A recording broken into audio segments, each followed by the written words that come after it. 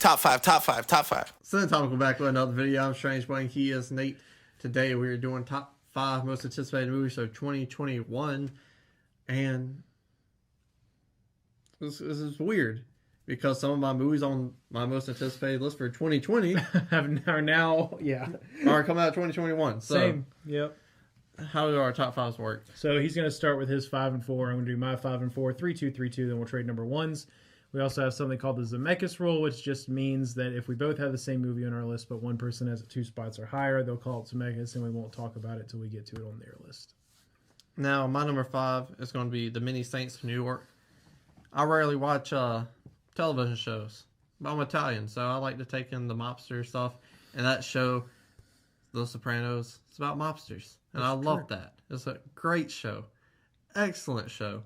So when you make a movie prequel of it about Tony Soprano's father and uncle, I want to watch it. And that's what they're coming out with. So I'm definitely going to check out that movie for sure. My number 4 is pure nostalgia. It's Masters of the Universe. Oh, God. That's my number 4. Because it could be crap. I can acknowledge that. But I haven't seen a trailer yet, so I don't know if it's crap or not. So I'm totally here for it. It can't be no worse than that Dolph Lundgren one, even though I love that. And it's, again, nostalgia holds a special place in my heart. Do I have a heart? Who knows? But I can't wait because, like, this is like my MCU, really. You know, it's like to see He-Man on the big screen and look good and impressive and something I can get behind and sink my teeth into. I can't wait. Like, I can see myself. The movie's going to finish and a tear is going to fall down my face out of the excitement and love. If it's good, it might be shit. Mike, maybe. So my number 5, you're going to hate and strongly disagree with your opinion on the first one, but my number 5 is going to be Top Gun Maverick. I love Top Gun because of how absolutely cheesy it is. I love everything about it. I love his character. I love how much of a smartass he is, but beneath the hard, cold exterior is the heart of a lover. And I'm really excited to see that continue. I really want to see how, like, that 80s style is going to transfer to a movie made today, because they have to keep some of that tone, right?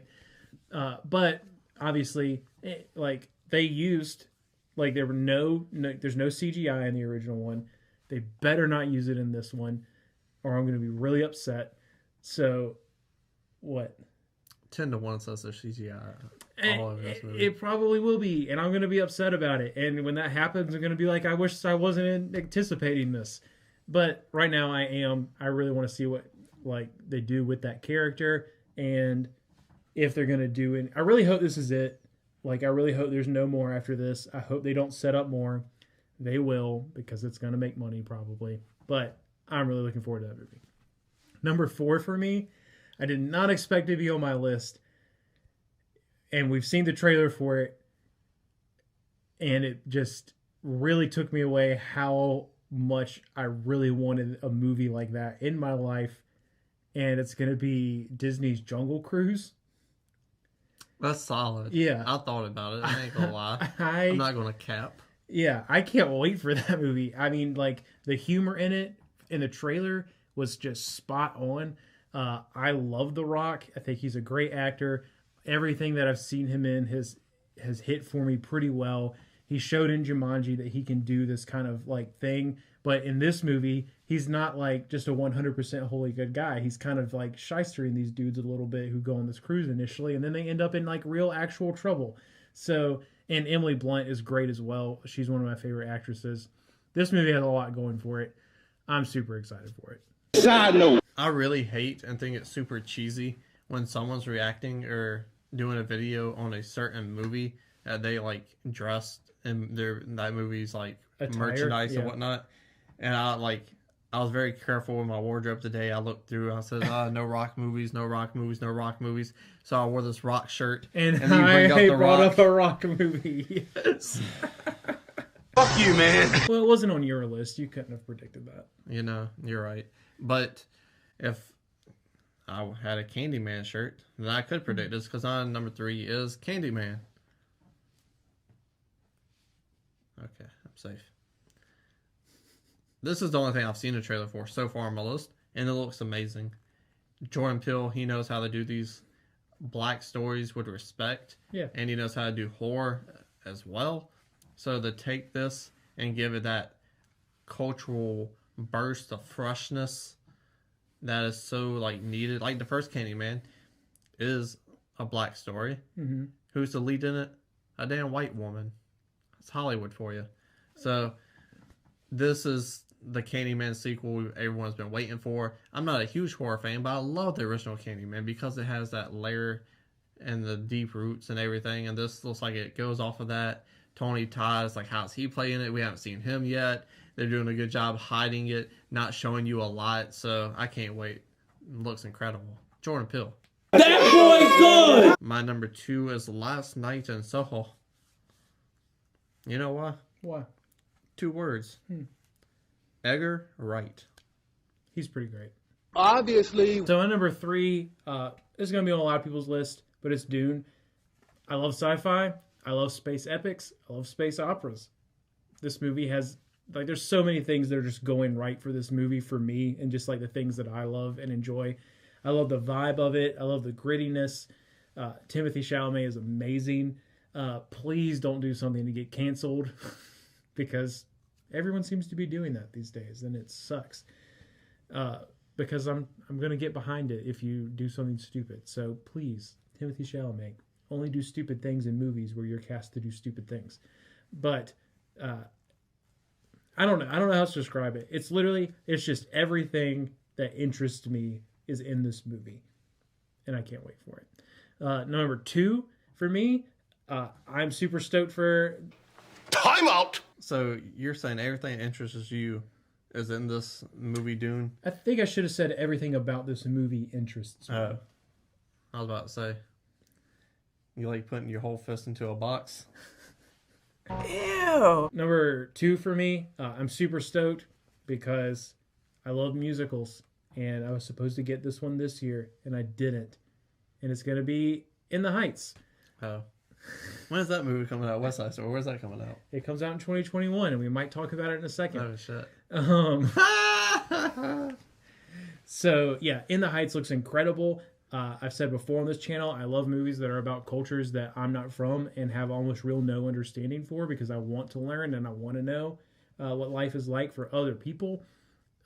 It's more modern in that it takes place in a more modern time, right? They're talking about dreamers, which is something that I care a lot about and have a lot of opinions about. And this film will probably reflect a lot of those opinions that I feel and have for dreamers. And like the setting is made, like the colors, the music, like everything about that trailer was so great. I was so excited for that movie this year. COVID sucks. Facts! And I'm really excited that I'm still going to get it. So. You know what I'm excited for that we're finally getting? What's that? I didn't know we were finally getting it because apparently it was planned for like 4 years ago. But I just found out about it when I looked at the Rotten Tomatoes list. And hopefully it comes out because, I mean, I haven't seen a poster or pictures or anything from it. I'm just going by what the description said. Yeah. It is Blazing Samurai. You know what this movie's about? I read the same synopsis you did. You so, did? Yes. Did you also read that it was animated? Yes. That's so interesting. Yes, I did. Yeah. I love Blazing Saddles, which is based off of. Yeah. And I love Afro Samurai. Right. And Sam Jackson's in it. Mm-hmm. Hopefully we get the RZA on some music. little throwback to Afro Samurai, because that's a great fucking show. It is a I don't great watch show. anime, but I watch Afro Samurai. Like, you got Sam Jackson. It's like 2 things I love, but I don't. Like, if I had to pick out, like, well, I guess that's a terrible choice because I only watch one anime. It's not anime. If I had to watch one comedy movie for the rest of my life, it's not going to be Blazing Saddles, but it's going to be in the pile of, like, all right, which ones am I choosing? Yeah. And it might get eliminated. But it's like, man, you have 2 things I really, really like, kind of love, but I'm not over the moon about. But you put them together, it's like, I'm interested as fuck. Yeah. It's a really, really interesting combination of stuff. Because everyone's like, well, you can't make blazing sails nowadays. That movie's too bad. It's like, that's the point of the movie, to show how ignorant white people are, and they get a compass at the end. That Archie Buncle style humor from the 70s, I love that. How are they going to do that with a samurai? Well, Sam Jackson, he was a Afro samurai. He was black. Maybe that's how they're doing to do it. Maybe there's going to be a lady who says "up yours" and follows it with a very racially bad word. But maybe later on in the film, she'll get punched in the gut by a heathen right in the town. I just want to know where the white ninja's at. Here's Mungo. I love that movie so much, especially that scene. Yoo-hoo, oh boys. Where the white women at? Now my impression of Jesse Owens. Side note. I didn't get that joke until I saw Get Out, because that's the guy the white grandfather hated was Jesse Owens because he beat him at the Olympics. Yeah. I'm like, Black Saddles all makes sense now. Oh, look at you learning things. Yeah. Yeah, I wanted to put that on my list, but I have literally seen nothing about it. So I wanted to see something first. That's fair. My number one, you mentioned it already, or halfway mentioned it, and it's West Side Story. I already love the original West Side Story. I love musicals so much. And the GOAT, the Berg. What? Steven himself is the one doing this. I love that. I cannot wait to see this movie. I'm so excited for this movie. Again, I was supposed to be watching this movie in a couple of weeks. Maybe this week. I don't even know what today's date is. It was supposed to come out It's June. December. No, it's not. It was supposed to come out this month, this December. I understand. This is one that they're going to try really hard to get in theaters, and I want to see it in a theater. I hope that I can see it in a theater safely, of course, but that story is just super intriguing to me. You got street gangs, you got love, and you got music.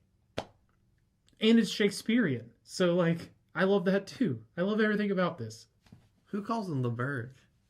Who calls him the Berg? Me. I don't care if anyone else does it or not. You've known me long enough to know that. Well, I've never heard you say it before. Well, I didn't feel like saving his whole name. Well, let's make it catch on. If you're looking forward to movies directed by the Berg in 2021, comment down below. If you like our list, if you don't, tell us that down below as well. We're doing trailer reactions tomorrow, so my list might change tomorrow. I don't know. He doesn't know. We'll find that out tomorrow on the next episode of Dragon Ball Z. But go ahead, hit the like button, share the video, and subscribe.